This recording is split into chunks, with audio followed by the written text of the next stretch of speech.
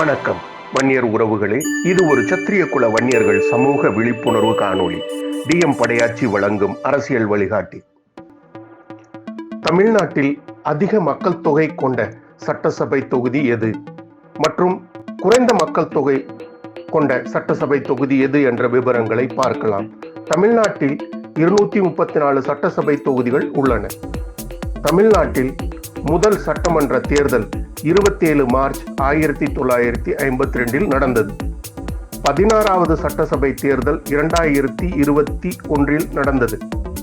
வரும் தேர்தல் 17வது சட்டமன்ற தேர்தல் 2026 நடக்கும். தமிழ்நாட்டில் சிறிய சட்டசபை தொகுதி எது? துறைமுகம். மிகப்பெரிய சட்டமன்ற தொகுதி சோழிங்கநல்லூர். முன்பெல்லாம் அரசியலில் நேர்மை இருந்தது. சட்டமன்ற உறுப்பினர்களை மக்கள் மதித்தார்கள். இப்பொழுதெல்லாம் வியாபாரமயமாகிவிட்டது.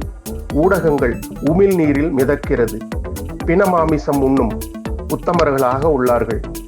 மிச்ச எச்ச சொச்ச யாசக பிரியர்களாக வாழும் வஞ்சக வம்சமாக உள்ளார்கள்.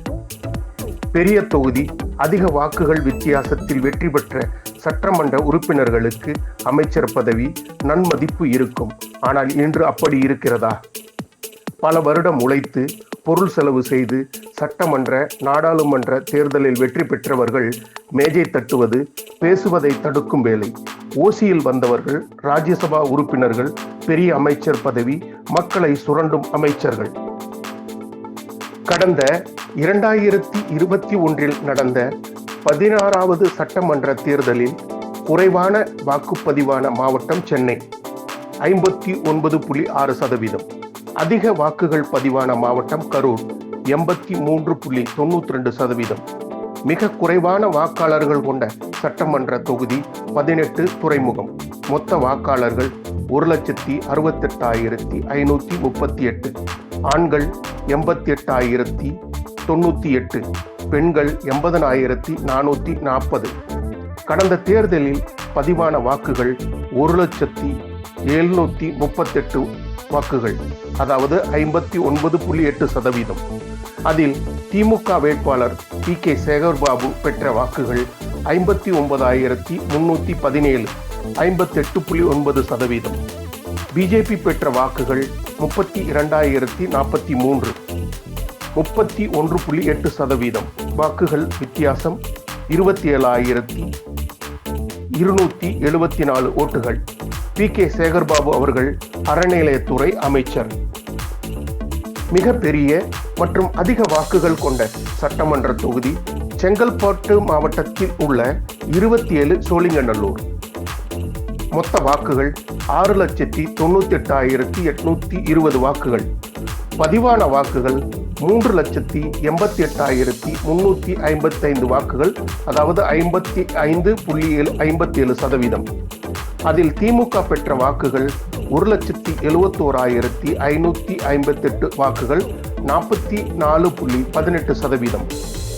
ADMK பெற்ற வாக்குகள் 1,36,153 வாக்குகள், 35.06%. NDK நாம் தமிழர் கட்சி பெற்ற வாக்குகள் 38,872 வாக்குகள், 10.01%. MNM அதாவது மக்கள் நீதி மையம் 30,284 வாக்குகள், 7.80%. இதர கட்சிகள் எல்லாம் சேர்த்து பதிவான வாக்குகள் மொத்தம் 3,88,355 ஆகும்.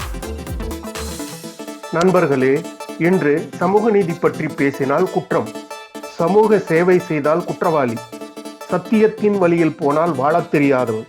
ஒரு கவிதை எனக்கு ஞாபகம் வருகிறது. நீங்களும் பாருங்கள், கேளுங்கள். ஏன் பிறந்தோம் என்பதை உணராமலே பிறந்தழியும் பிறப்புகள். எப்போதும் ஏதோ ஒரு மூலையில் மிருகமாய் மாறிக்கொண்டிருக்கும் மனிதர்கள். நேயமில்லாதோர் எடுக்கும் முடிவுகளுக்கு லாபமும் நஷ்டமுமாய் பல மூடர்கள். இடுகாட்டு பாதையிலேதான் நாமும் அமர்ந்திருக்கிறோம் என்பதை உணராமலே பல கனவான்கள். பிச்சைக்காரனின் துண்டு விரிப்பில் சில்லறை சிதறலில் சிதறிக்கிறது சிதைந்து கொண்டிருக்கும் மனிதநேயம். மேலும் அரசியல் நுண்ணிய நுணுக்கங்களை தெரிந்து கொள்ள வன்னியர் உறவுகள் காணொளியை தொடர்ந்து பாருங்கள். நன்றி, வணக்கம்.